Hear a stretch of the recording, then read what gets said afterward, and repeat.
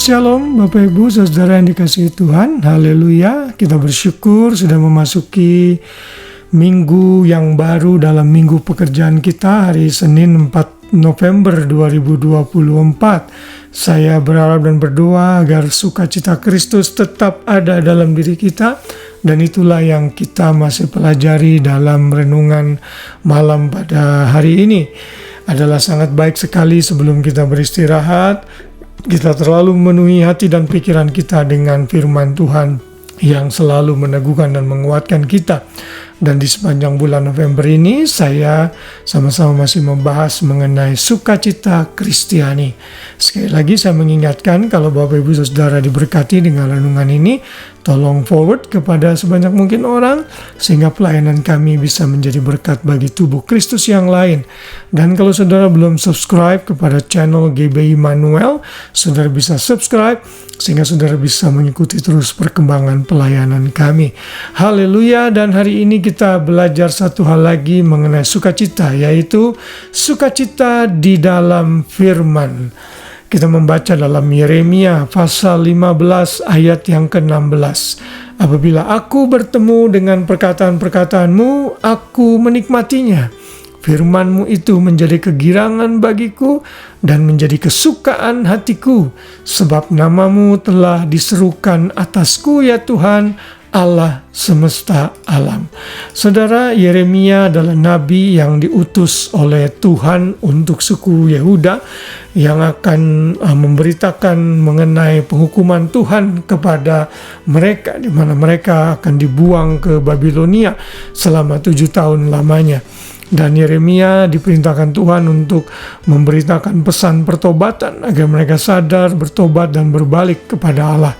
Saudara, Yeremia ini memiliki misi yang sangat unik dan khusus. Tuhan berkata, engkau sampaikan pesanku kepada umatku, namun mereka tidak akan mendengar engkau. Saudara, ini menjadi penghiburan bagi setiap hamba Tuhan, termasuk saya juga. Tidak peduli apakah orang lain mendengar atau tidak, tugas kita, tugas saya sebagai hamba Tuhan adalah menyampaikannya.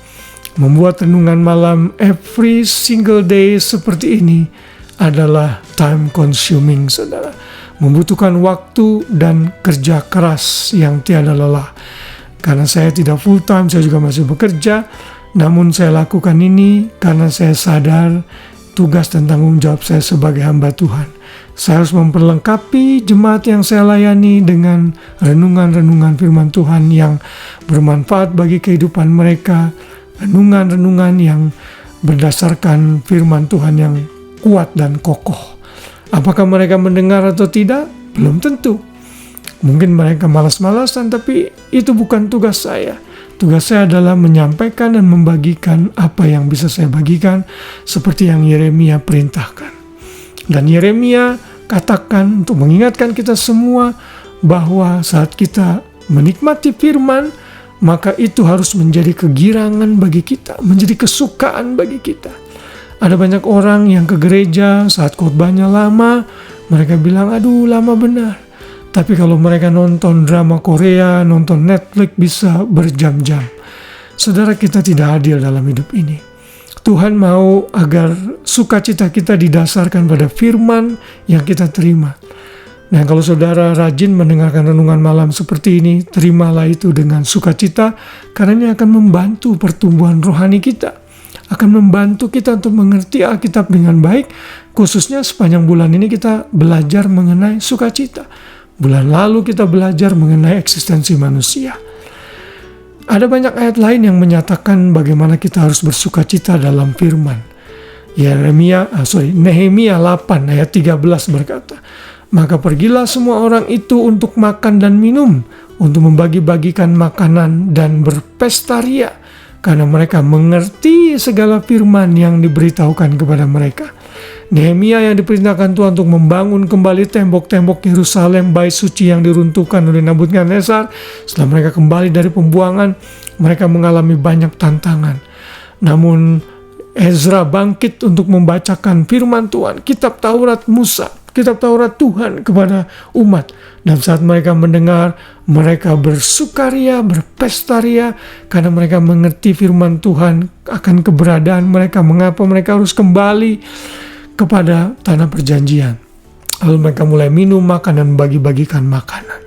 Mereka menerima firman dengan sukacita. Lalu dalam perjanjian baru 1 Tesalonika 1 ayat 6 Paulus menulis, dan kamu, maksudnya jemaat Tesalonika, telah menjadi penurut kami dan penurut Tuhan. Dalam penindasan yang berat kamu telah menerima firman itu dengan sukacita yang dikerjakan oleh Roh Kudus. Jadi sumber sukacita saudara harus berdasarkan dari firman Tuhan. Mari bersukacita saat orang membagikan renungan, baik itu dalam bentuk tulisan atau verbal, seperti ini. Dan saudara harus menerimanya dengan sukacita. Karena firman Tuhan itu benih yang kekal, benih yang tidak akan kembali dengan sia-sia. Ia akan melakukan tugasnya karena ini perkataan Tuhan sendiri. Dan biarlah firman Tuhan malam ini mengingatkan kita menjadi pribadi yang penuh sukacita saat kita mendengar dan merenungkan serta belajar firman Tuhan. Haleluya.